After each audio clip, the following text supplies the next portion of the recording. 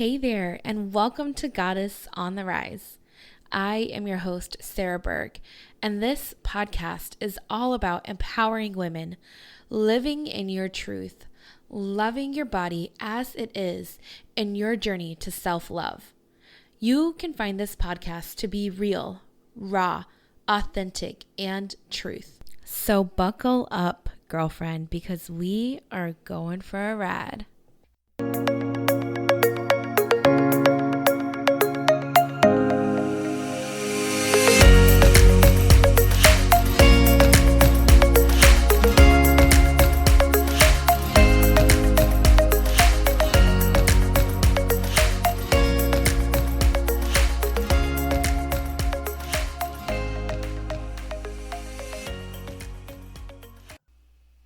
Hey guys, what is up? It's your girl Sarah, and I am so excited about today's episode. So let's get started. First off, happy Thursday. I don't even know where the freaking weeks are going. Am I right? Like this whole quarantine shutdown shit is just freaking crazy. Lord help us all. I'm kind of losing it, but then I'm kind of keeping it together. I'm feeling real good. Maybe you've noticed on my social media. If you're not following me, first off, please do. I love hearing from you guys. I am Goddess on the Rise _ at Instagram, and just Sarah Brickberg over on Facebook.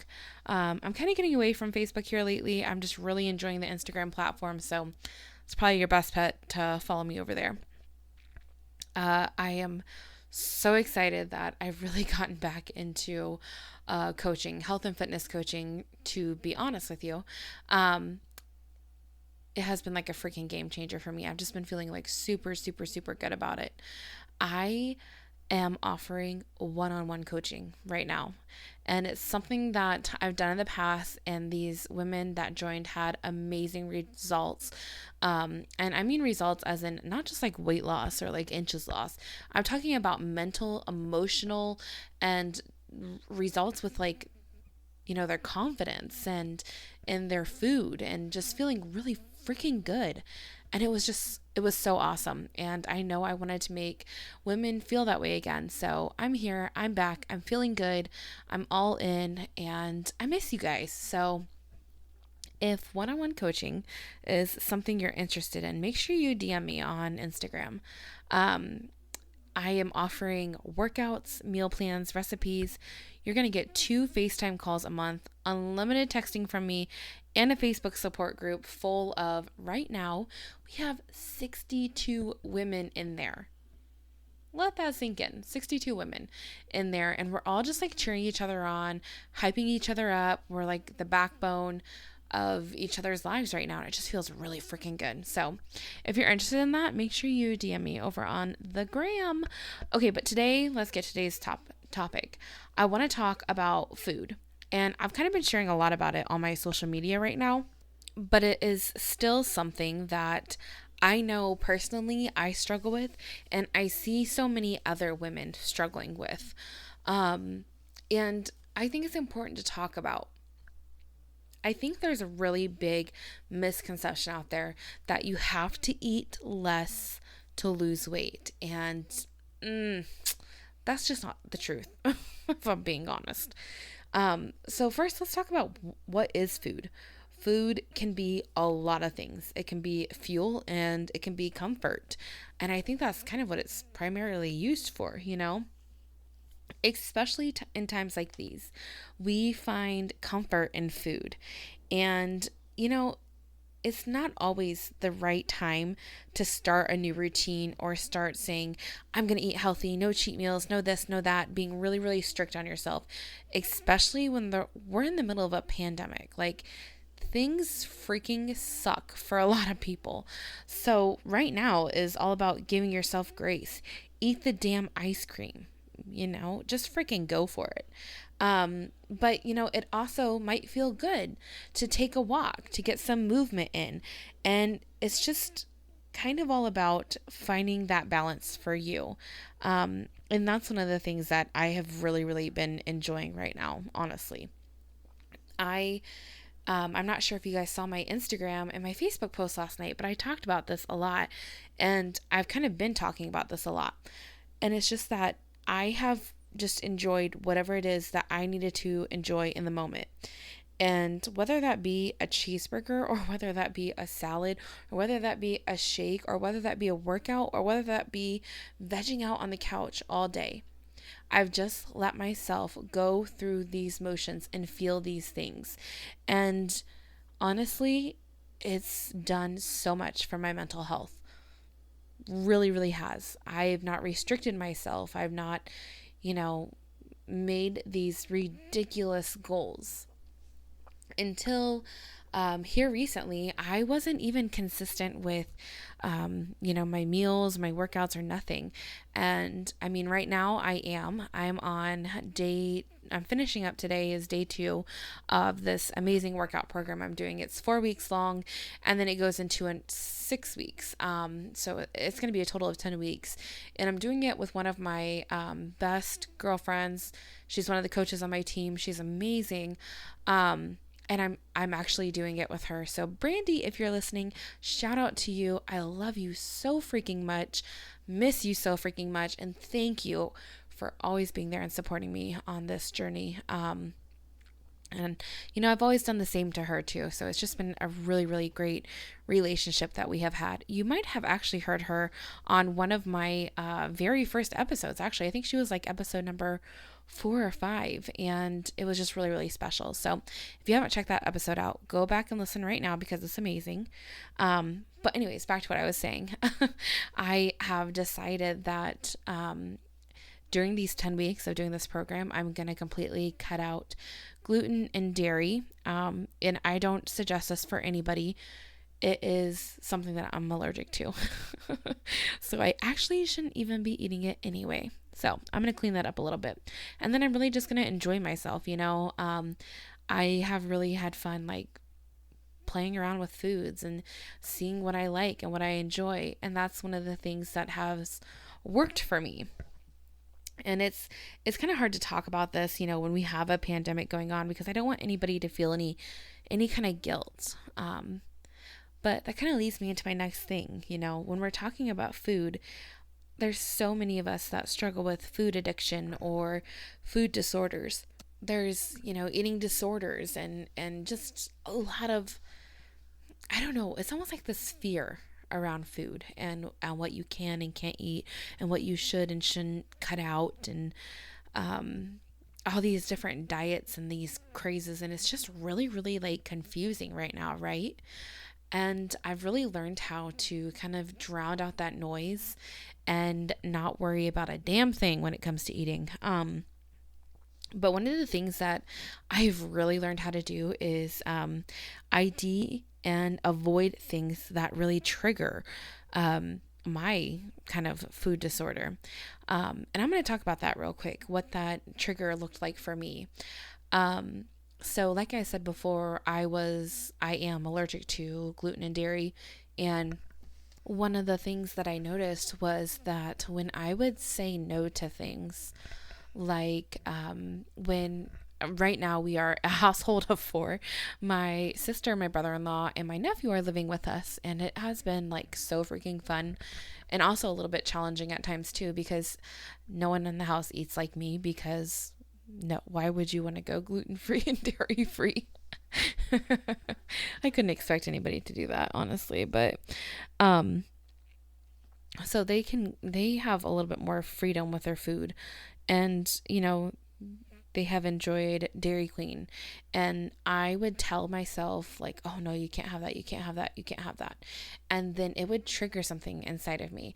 And it was something that had happened when I was younger, and I had been told over and over and over again, I shouldn't have dessert, I shouldn't lick the spoon of whatever. And oh, do you really think that you need to have seconds? And this was said to me by someone who was supposed to be a parental figure to me. And so when I tell myself no, when I see everybody else enjoying it, it triggers that in me, and it makes me feel shameful, and it makes me feel fat, and it makes me feel disgusted with myself.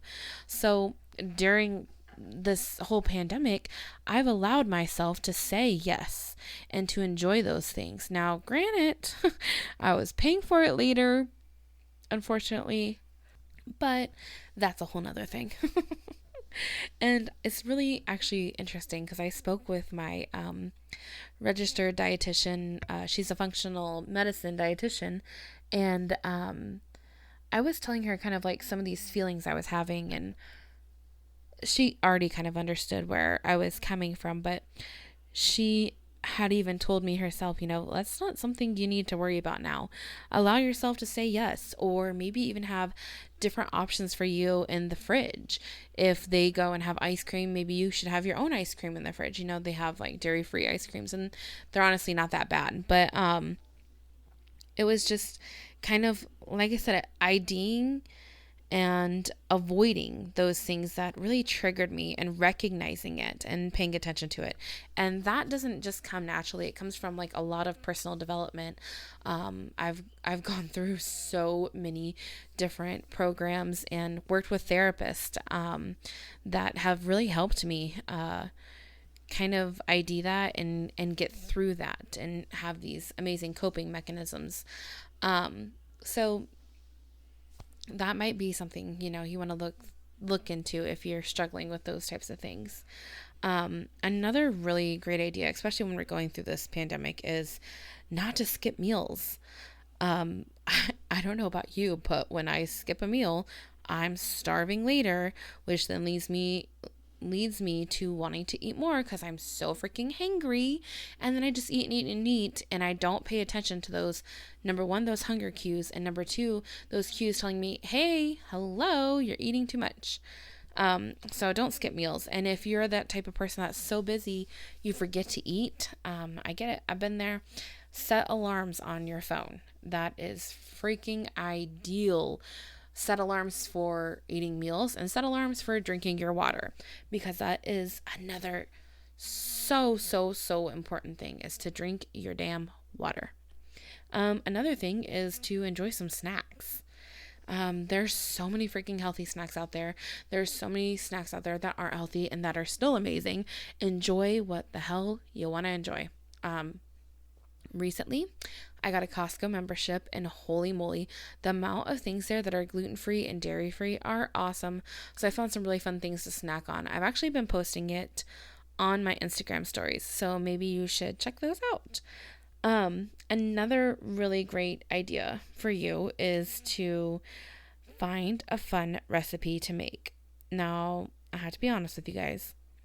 This is not a strong suit of mine, actually, at all. I hate recipes. In fact, like, I'll read a recipe and then I don't follow it. I make up my own shit then, and I'm like, oh, that's a good idea.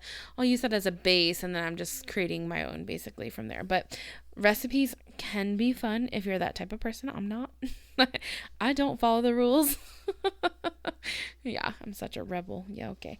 Anyways. One thing that I have really realized that has helped me a lot is eating in a settled environment. And this is actually something that I learned through my schooling I'm going to right now. I'm getting my bachelor's degree in Ayurveda Wellness and Integrative Health. And we have learned how important it is to sit down and eat your meal when it's not chaotic, when there's not a lot going on, like you're not overwhelmed. And if you are feeling those feelings, just sit with those for a few minutes, take a deep breath, maybe journal about it before you eat, because eating in a settled environment actually has a huge impact on your mood and your digestion. Something else is to try and eat at the same time every day. And I am awful about that. Not gonna lie. Something I really need to work on, but none of us have a schedule here because, everything's chaotic. So my husband is working just the most randomest days ever. He worked this Wednesday and he doesn't even go back until Tuesday. And some weeks he works 2 days a week, and some days he gets off early, and it's just been crazy and weird, and it's weird times. So I don't have a schedule. I don't have a routine I'm following. But if you do have a routine, if you have something that's working for you, definitely, try to keep it the same time every day. So, one of the things that I think people really make a mistake on when they try to eat healthy or they try to not have the same thing every day, I think they're really missing something important, and that's herbs and spices. Don't be afraid to play around with them. Maybe start out with something small. One of the companies I absolutely love is called Flavor God. They always have a sale coming on, like all the time. They probably have a Memorial Day one coming up, so check them out. But they have the best spices, and I think they taste good on pretty much everything. In fact, they have a spice called Everything, and they have one that's called Everything Spicy. You can't go wrong with them. They also had an Italian herb one, and I put that on all of my pasta night spaghetti stuff. Oh, so good. Spice up some meat that way. And then their Taco Tuesday one is to die for. So those are some really fun options. But then even playing around with like other different spices, like, celery, salt, garlic. I put garlic on everything. I use turmeric a lot, and pepper. Of course, you have your regular sea salt, and let's see what else, coriander, ginger. There's just so many fun things. Start small. Start with a little bit at a time. Maybe just put it on a spoonful, see how it tastes. You don't have to put it in your whole entire meal and ruin it if you put too much or something, or if you don't like it. But those are just some really good tips to kind of spice things up a little bit and have some fun with your meals.